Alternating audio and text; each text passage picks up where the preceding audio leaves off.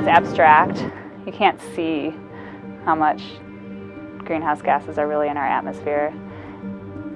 You look straight up and you're like, I don't know, it looks like it goes on forever, when really like our active atmosphere is only like about 70 miles, that we're working with. So everything we're pumping in, it's just kind of like this skin over the earth.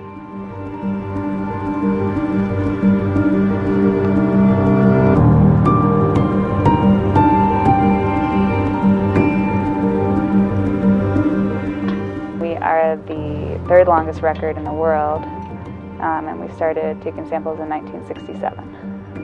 The first record started in Mauna Loa in the 1950s, when people first started like kind of being like, we're putting a lot of CO2 into the atmosphere, maybe we should start measuring this.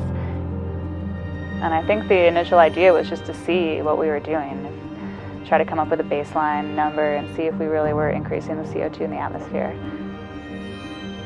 When they first started saying like, okay, we're putting CO2 in the atmosphere, okay, well what does that mean? Okay, well how much can we put into the atmosphere before we start causing like catastrophic global change? And most people came up with this number, 350 parts per million. Like if we can keep it to 350 parts per million, we'll probably, the Earth won't change too much.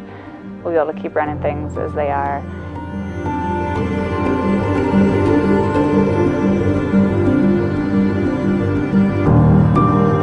In the 1950s, I think they were around 275 or 280 parts per million. And it's increased every year, and so now we're just over 400 parts per million. In theory, like, you'd like to say like, oh, I'm doing this for my grandkids, but really like our grandparents probably should have thought of this for us almost.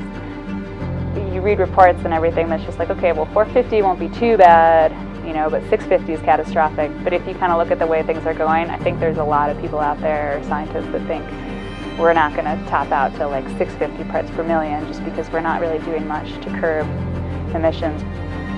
I think because there's a controversy, a lot of people that just aren't exposed to science like in the way that I am anyway, like how would they know? Or they just know what they read in the news or what they learn at school. It's not necessarily like, there's no universal message saying like, hey, this is really going to happen, it's real, and this is what we could do to stop it. I don't think that message is really being broadcast.